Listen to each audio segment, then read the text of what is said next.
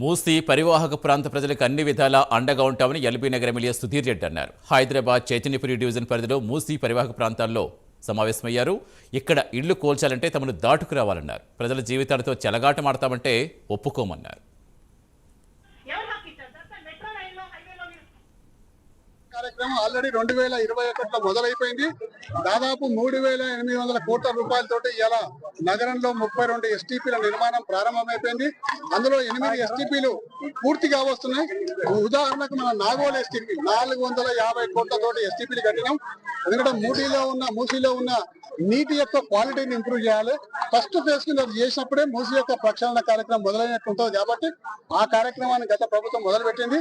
మరి రెండో అంశం ఏంటంటే మూసీ నదిలో ఇరువైపులా రోడ్లు వేయాలంటే చాలా మంది పేద ప్రజలకు మరి మధ్యతరగతి ప్రజలకు అందరూ కూడా తీవ్రమైన నష్టం వాటిల్తుంది. కాబట్టి ఆ నష్టాన్ని ప్రభుత్వం ఏ విధంగా భర్తీ చేయగల ఆలోచనతోటి గతంలో మూసీ నది యొక్క కార్యక్రమాన్ని కొంచెం వాయిదా వేయడం జరిగింది.